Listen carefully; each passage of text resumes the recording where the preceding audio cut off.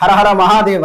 మన సంప్రదాయంలో పూజ అనేది నిత్యం అనుష్ఠించేటువంటి ఒక భాగం. ఎంత జ్ఞాని అయినా పండితుడైనా స్వామీజీ అయినా పూజ చేయడం రాలేదనుకోండి, వాడికి ఏమీ తెలియదు అని అంటారు. పూజ ఒకటి, జాతకం ఒకటి. ఈ జాతకం చెప్పడం తెలియకపోతే వాడు పండితుడు కాదు. పూజ తెలియకపోతే ఇక అసలు స్వామీజీగా ఉండడానికే యోగ్యుడు కాదు. సామాన్యం దృష్టిలో పూజ అంటే ఏమిటి?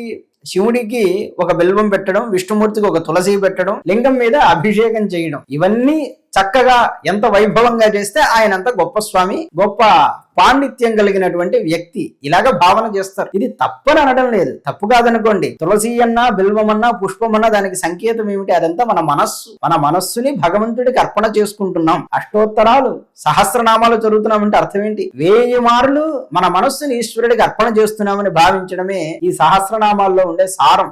అంతా కాకపోతే మరేమిటి?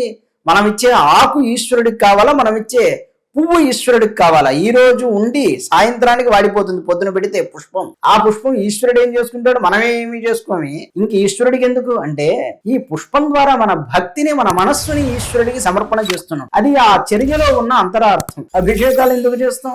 అగ్నిశోమాత్మకం జగత్ కదా. ఇప్పుడు అది నేను మొత్తం చెప్పానంటే చాలా పెద్ద విషయం అవుతుంది. నేను ఎందుకు చెప్పవచ్చాను అంటే, గుడి యందు నువ్వు చేసే పూజ ఈ ప్రపంచం మొత్తంలో నీకు అనుసంధానం కావాలి అనగా, నువ్వు ఏ పని చేస్తున్నా అది భగవన్ నిమిత్తంగానే చేస్తున్నావనే జ్ఞానం నీకు అంకురించాలి ఈ పూజ చేత. ఈనాడు నువ్వు పూజ భగవద్భావంతో గుడిలో చేశావంటే, ఈ రోజు నువ్వు చేసే కర్మయందు ప్రతి చోట నీకు భగవంతుడు స్ఫురించాలి. అందుకోసం నీవు పూజ చేయాలి. లేకపోతే ప్రయోజనం ఏమున్నది? ఏమీ ప్రయోజనం లేదు. రోజు గుడికి వెళ్తున్నావంటే రోజు భగవంతుడిని అన్ని కాలాల్లో తలుచుకోవడం కోసం ఆరంభంగా నువ్వు గుడికి వెళ్ళడం, అదే అక్కడ అర్థం. అలా లేనప్పుడు ఉపయోగం ఉండదు. ప్రాథమికంగా ఏవైనా కొన్ని ఫలితాలు కలగవచ్చు గాక, అనగా పుత్రులు లేకపోతే పుత్రులు పుడతారు, డబ్బు లేకపోతే డబ్బు వస్తుంది, మనశ్శాంతి లేకపోతే కాసింత మనశ్శాంతి కూడా వస్తుంది. కొంతమందికి ఆ వాతావరణం చూస్తే చక్కటి మనశ్శాంతి కలుగుతుంది. కానీ దాని లక్ష్యం ఏమిటో తెలుసా? అన్ని వేళలా అంతటా భగవంతుణ్ణి దర్శించడమే మనం గుడికి వెళ్ళడానికి లక్ష్యం. దీనినే బోధించారు ఒక మహానుభావుడు. ఇలాంటివన్నీ చక్కగా బోధించడంలో ఆరితేరిన వ్యక్తి ఎవరు? ఛాంపియన్ ఆఫ్ అద్వైత ఫిలాసఫీ అని పిలుస్తారు నేటి స్కాలర్స్ అందరూ. ఎవరు? శంకర భగవత్పాదులు ఆయన. ఆ మహానుభావులు సామాన్యులు కారు. అందుకే సౌందర్య లహరి అనే గ్రంథంలో ఎంత గొప్ప మాట చెబుతారు. జపో జల్ప శిల్పం సకలమపి ముద్రా విరచనాగతి ప్రాదక్షిణ్యక్రమణం అశనాద్యాహుతి విధి ప్రణామ సంవేశః సుఖమఖిలమాత్మార్పణ దృశా సపర్యాపర్యాయః తవ భవతు జన్మే విలసితం సపర్యాపర్యాయః తవ భవతు జన్మే విలసితం. ఆ మాట, ఆ శ్లోకంలో ఆ మాట చెప్పడం చాలా గొప్ప విషయం. అమ్మవారి దగ్గర ఏమీ రాని శిశువు వలె శరణాగతి పొంది శంకర భగవత్పాదులు అంటున్నారు, అమ్మా నాకేమీ రావు కదా. జపో జల్పహ, ఏమీ రానివాడు ఎలా కారు కూతలు కూస్తాడో అలాగే నేను ఏదో మాట్లాడుతూ ఉంటాను, నా మాటలన్నీ నీకు జపమగుగాక అని అంటారు. మనకి భంభం భోలేనాథ్ అని వస్తూ ఉంటారు నార్త్ వైపు వెళితే. ఆ భంభం భోలేనాథ్ అంటే అర్థం ఏంటండి? దానికి అర్థం ఏమన్నా ఉన్నదా? ఏమీ లేదు. పరమేశ్వరుడు ఒక చోట చెబుతాడు, నన్ను ఉద్దేశించి ఎవడైనా ఏమీ రాక అరిచినా సరే దాన్ని నేను గొప్ప మంత్రాల్లాగా స్వీకరిస్తానని చెప్పాడు పరమేశ్వరుడు. అందుకోసం వాళ్ళ పిచ్చి పిచ్చి కరుస్తారు. ఆ అరుపులో కూడా గొప్ప అర్థాన్ని తీసుకుంటాడు ఈశ్వరుడు. అట్లాగూ అమ్మవారు కూడా నా బిడ్డ కదా, నా కోసం వీడిలా అరుస్తున్నాడని తల్లి దాన్ని గ్రహిస్తుంది. అందుకే నువ్వు అలా గ్రహించమ్మా అని శంకరులు చెప్తున్నారు. మనల్ని ఒక జన్మలో కన్న తల్లికే అంత ప్రేమ ఉంటుంది కదా, మనల్ని జన్మ జన్మలుగా కన్న తల్లి ఎవరంటే ఆ సౌందర్య నిధి అయిన అమ్మవారే కదా. ఆమెకి ఇంకెంత ప్రేమ ఉంటుంది. కనుక మనల్ని సర్వదా క్షమిస్తూ ఉంటారు తల్లి. ఏదో చిన్న చిన్న తప్పులు చేసి అమ్మో మేము ఇంకా దేవుణ్ణి తలుచుకోవడానికి పనికిరామని కూడా భావన చేయకూడదు. మన ధర్మం అలాంటి దాన్ని తప్పు పట్టింది. అమ్మవారు నిన్ను ఎప్పుడూ అనుగ్రహిస్తారు. ఆ చనువుతోనే శంకరులు అంటున్నారు, నాకేమీ రాకపోయినా నా పలుకుల్ని నువ్వు మంత్రాలుగా స్వీకరించు తల్లి, నా అమాయకపు పలుకులే నీకు మంత్రములు. జపోజల్పహ శిల్పం సకలమపి ముద్రా విరచన, నా హస్తచరణ విన్యాసములన్నీ అనగా చేతులు కాళ్ళు అటు ఇటు కదిలిస్తూ ఉంటానే ఇదంతా కూడా నీకు ముద్రా విన్యాసం అవ్వాలి. ముద్రా విన్యాసం అంటే లలితా సహస్రనామంలో దశముద్రా సమారాధ్య అని చెప్పారు కదా. సర్వ సంక్షోభిణి, సర్వ విద్రావిణి, సర్వ వశంకరి, ఖేచరి, యోని ఇత్యాది ముద్రలు దశమహాముద్రలు ఉంటాయి. ఈ దశమహాముద్రలు అమ్మవారి ముందు ప్రదర్శన చేస్తూ ఉంటారు శ్రీ విద్యా సంప్రదాయజ్ఞులు. ఎందుకోసం? ఈ దశముద్రల్ని అమ్మవారి ముందు చూపించడం వల్ల ఇంద్రియంలో ఉండేటువంటి ఇంద్రియాలలో ఉన్న మదమంతా అణిగిపోతుంది. అందుకోసం ఈ దశముద్రలు ప్రదర్శన చేస్తారు.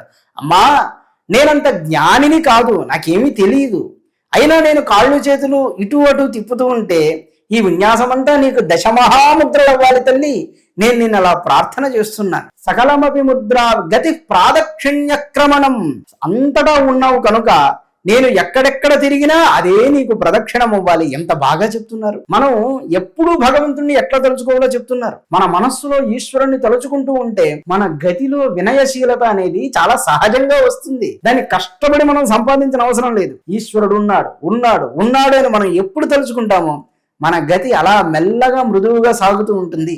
గతి ప్రాదక్షిణ్యక్రమణం అశనాద్యాహుతి విధి. అశనాద్యాహుతి విధి, నేను భోజనం చేసేటప్పుడు నిన్నే స్మరించుకుంటున్నాను కనుక నేను తినే అన్నమే నీకు ఆహుతులు అవ్వాలి. అంటే హోమంలో ఆహుతులు ఇస్తారు కదా, అలాగే నా కడుపులో ఉన్న నీకు, అగ్నిస్వరూపంలో ఉన్న నీకు, ప్రాణాపాన వ్యానోదాన సమాన రూపిణమైన నీకు నేనిచ్చే అన్నం ఆహుతవ్వాలి. గీతలో కృష్ణుడు చెప్పిందే శంకరులు ఇక్కడ చెప్తున్నారు కదా. అహం వైశ్వానరో భూత్వా ప్రాణినాం దేహమాశ్రిత. వైశ్వానరుడనైన నేను జఠరాగ్ని స్వరూపంలో జీవుల యొక్క ఉదరంలో ఉండి ఆహుతుల్ని గ్రహిస్తున్నానని కృష్ణుడు చెప్పలేదు? అదే విధంగా అమ్మవారిని ప్రార్థన చేస్తున్నారు. నీవే ఈ ఆహుతులని గ్రహించే అగ్నిస్వరూపురాలు కనుక నా యొక్క భుజింపు చర్య ఏది ఉన్నదో అదంతా కూడా నీకు యజ్ఞమగుగాక అని ప్రార్థన.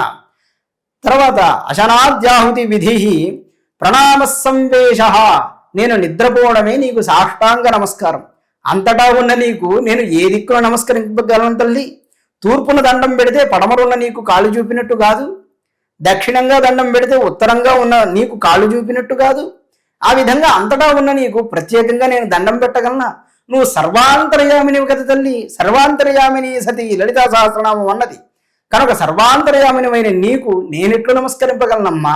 వినమ్రుడనై నీకు సర్వదా నన్ను నేను సమర్పించుకుంటూ నేను ఏ కర్మ చేసినా సపర్యా పర్యాడ తవ భవదు ఎన్మే విలసితం ప్రణామ సంవేష సుఖమఖిలమాత్మార్పణ దృశ.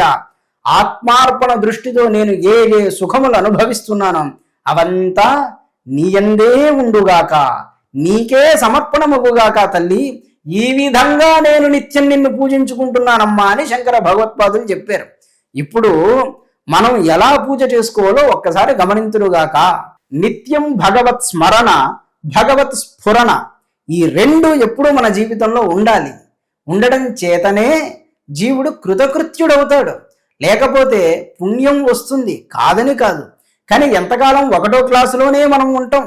ఇక పైకి ఎదగాలనే ఆకాంక్ష ఉండదా? అలా లేకపోతే ప్రయోజనం ఏమున్నది? మహర్షులు నిజంగా ఆశించింది ఇట్లాంటి జ్ఞానాన్ని వెంటనే అందుకోలేం గనుకనే కొద్దిగా నేర్పించాలనే భావంతో భౌతికమైన వస్తువులన్నీ ఒకచోట చేర్చి మొట్టమొదట విగ్రహంలో భావన చేసుకుని పూజ చేసే స్థాయి నుండి అంతటా విరాట్ రూపమైన చైతన్యమే ఉన్నది. ఆ విరాట్ రూపానికి మూలమైన చైతన్యం ఏది ఉన్నదో అదే తాను అనే స్ఫురణ కలిగే వరకు జీవుల్ని తీసుకువెళ్తారు. అంత గొప్ప స్థితిని మనకు అందించినటువంటిది మన మహర్షులు, మన సనాతన ధర్మం, శంకర భగవత్పాదులు లాంటి జగద్గురువులు. కనుక వాళ్ళందరినీ స్మరణం చేసుకుంటూ వారి ఉపదేశాన్ని ఈనాటి చమక్కుల్లో మనం తెలుసుకున్నాం. రేపు మరో మంచి విషయంతో మీ ముందుకు వస్తాను. ఈనాటి భాగం కొంచెం ఎక్కువసేపు ఉన్నట్లయితే మన్నింతురుగాక. నమస్కారం.